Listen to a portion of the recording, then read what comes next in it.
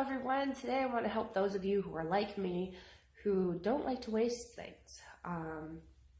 Today I have wool that was pretty dirty when I got it. Believe it or not, I did wash this a couple of times and it's still, it's still quite dirty. It also has scurf. I believe that's how you say it. It's S-C-U-R-F.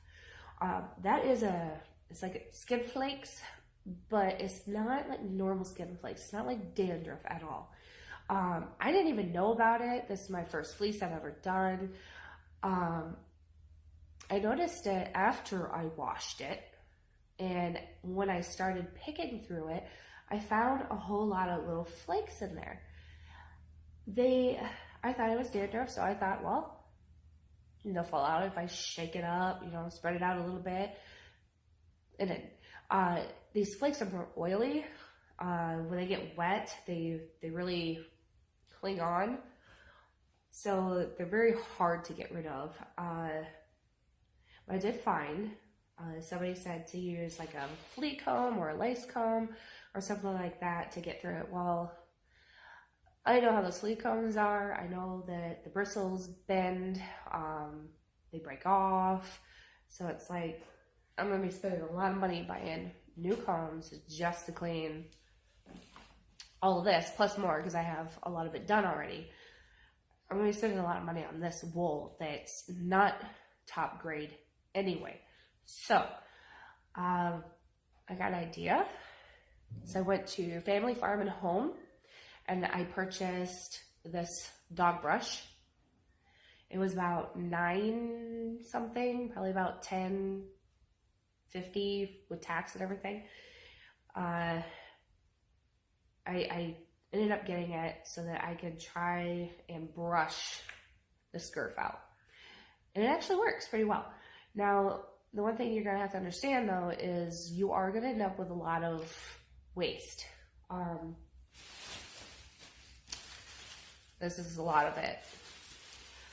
And I know it seems like a lot. I know that it looks pretty depressing, but just remember, wool can't necessarily be wasted. It's really good for the garden. It's really good fertilizer for every time it rains, and it helps keep critters out of your garden. So I'm hoping this spring I'll be able to show you what we do with it, how we use it, and explain to you a little bit more how it helps the garden.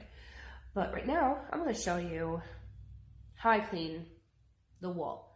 Yes, it looks a mess, it looks terrifying, it looks overwhelming, but if you do what I do and just do a little bit at a time, because my hand can only take it for so long, you'll get it done.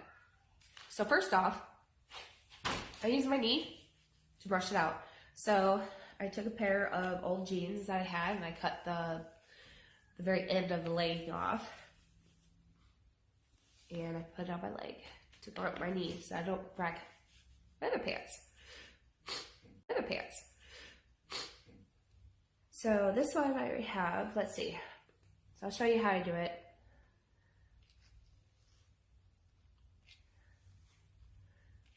This will help straighten out the fibers, so you're not getting too much waste when you would comb it out.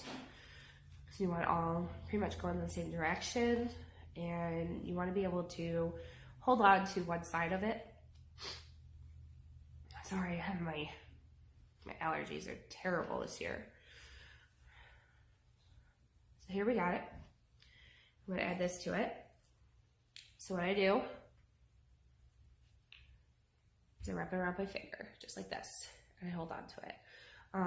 Usually I have finger guards on that you can use for felting, but it keeps sliding down, so it's not really working. I'm gonna have to get some gloves, but I just comb it like this. I don't press hard. As you can see, I'm only using 3 fingers. See?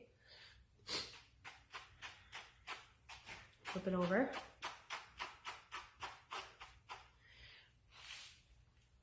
Don't freak out, because you know what?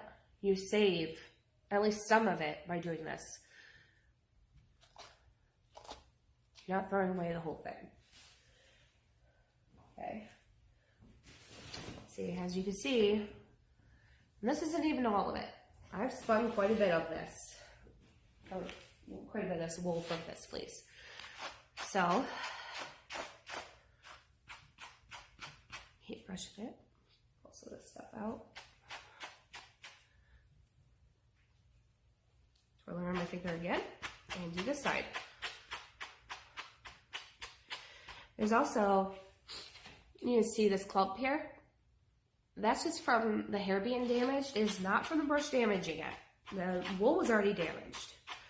And I believe you can see with your eye, your own eyes, that it's pretty rough. So it's just the tips breaking off and turning into those little fuzz balls. Don't worry about it. Even if you have some still left in there, I don't really worry about it. I'm not going to sell this. I'm just using it for learning and practice. And we'll use it here between our 5 kids. There's always something that can be made, and Christmas is coming. So there you have it. This is how I do it. Again, it's a good view. Just keep grabbing it and pull, just like this.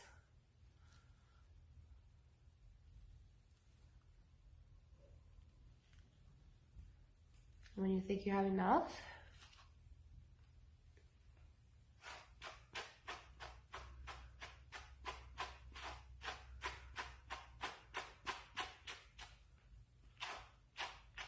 again, don't worry about what is going to go in the waste pile, because if you think about it, most people just throw all of it away anyways.